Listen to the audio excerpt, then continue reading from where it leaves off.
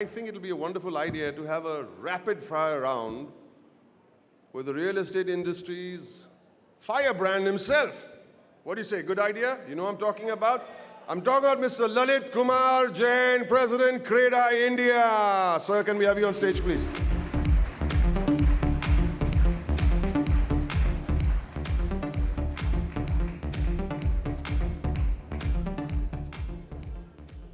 डरिएगा मत आप लोग, मिस्टर जैन कोई लंबी स्पीच नहीं देने वाले. Why are they laughing, sir? Is there something I don't know that you guys know? Okay, I want to ask you a question, sir. अगर मैं बिल्डर बनना चाहूँ, okay, तो आपकी क्या एडवाइस होगी? You know, should I चढ़ जाऊँ सूली पे या बहुत मुनाफा है, you know, I can join the party or acting में ही लगे रहो? What do you say? जहाँ हो ठीक है, आपके ये है. हमको सर ये जो है ना सर हमारे फिल्म इंडस्ट्री में ये नकली है. I just want to let you know. I have a number of fantastic guys in Dubai. हमको एक परमिशन के लिए 3 साल लगते हैं. Oh my God. और 48 लोगों के पैर छूने पड़ते हैं. Oh my God. 150 लोगों के पैर छूने पड़ते हैं 48 डिपार्टमेंट में. मैकेंजी ने कहा है कि ये परमिशन जो इंडिया में चक्कर है उससे घर की कीमत 40% बढ़ जाती है. मतलब what you're saying is मतलब 40 लोगों को जाके 40 डिपार्टमेंट में 150 लोगों के पैर छूने पड़ते. मतलब जैसे like I have to go to 150 Sanjay Leela Bhansalis. Yes. Same thing. So there are problems. That's what you're saying. There are. Okay. So what do you think, sir? As a consumer, मैं भी बहुत चाहता हूँ कि Parsi colony से मैं go to some. ये सस्ते कब होंगे ये सब? देखिए ये अफोर्डेबल हाउसिंग बहुत कहा जाता है, किंतु इसके लिए बहुत बड़े पॉलिटिकल विल की ज़रूरत है, क्योंकि इसमें एडमिनिस्ट्रेटिव रिफॉर्म जैसे ये सिंगल विंडो क्लियरेंस आना चाहिए. टैक्स में हमारा 36% निकल जाता है. तो आप जब एक मकान खरीदते हैं 100 रुपये का अगर मकान है तो पहले तो आपने 32 रुपया दिया है टैक्स, तब 100 रुपये बने. उसके बाद में 36 रुपये आप वापस टैक्स दे रहे हैं स्टेट, सेंट्रल गवर्नमेंट और कॉरपोरेशन को.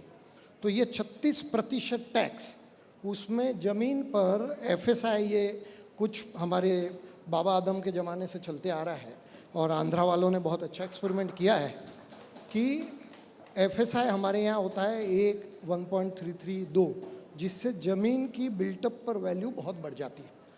तो हैदराबाद में ये एक्सपेरिमेंट हुआ कि FSI का रूल निकाल दिया गया और उन्होंने बड़े सरल बायलॉज बनाए जिससे कोई करप्शन नहीं होता, न ही बिल्डिंग इंस्पेक्टर को मकान के अंदर जाने की ज़रूरत पड़ती है और बड़ा सुलभ सारा हो जाता है.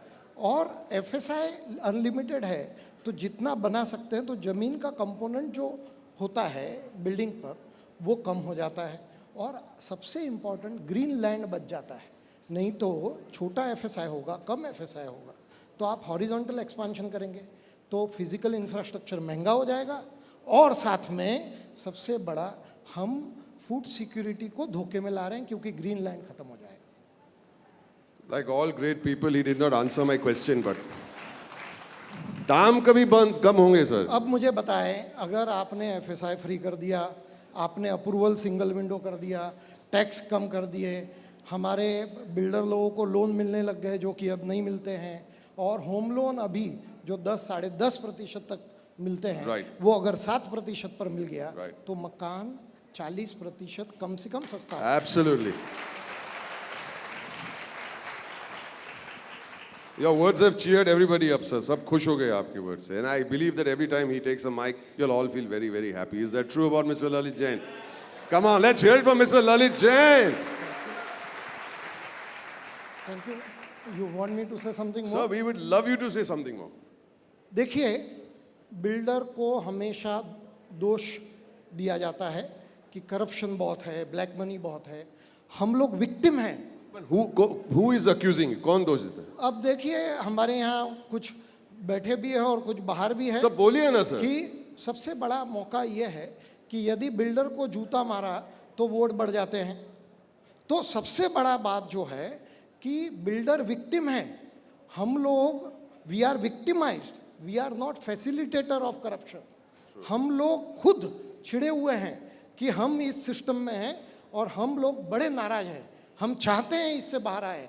ये सारे प्रोफेशनल है, चार्टर्ड अकाउंटेंट है, आर्किटेक्ट है, इंजीनियर्स हैं, जो अनेक पीढ़ियों तक काम करना चाहते हैं। यदि इनको डिग्निटी दी जाए, इनको सुलभता दी जाए, तो ये भारत का गौरव बनेंगे। और देश में आज जो अर्बनाइजेशन की ज़रूरत है, जब 65% जनता ये यूथ है और 25 एज के नीचे, आज जब ये जनता को नौकरी चाहिए, और अर्बनाइजेशन ये एक ही सोर्स है क्योंकि भारत का 65% जीडीपी अर्बन एरिया से आता है। यदि इनके लिए मकान नहीं बने, अर्बन इंफ्रास्ट्रक्चर नहीं बने, तो ये सिर्फ स्लम सिटीज़ अराउंड सिटीज़ बनेगी। और ये अगर हमें बचाना है तो हमें इस सबसे बड़े स्टेक होल्डर अर्बन डेवलपमेंट के, ये जो डेवलपर है, इनका सम्मान करना पड़ेगा, इनके नॉलेज को उपयोग में लाना पड़ेगा और इनको बिल्कुल प्रॉप अप करना पड़ेगा कि आप आइए हमारे शहरों की डेवलपमेंट कीजिए। Popular words from a very popular man, somebody I've learned to understand and respect as this day has gone through. Ladies and gentlemen, Mr. Lalit Jain, give him a big hand, please.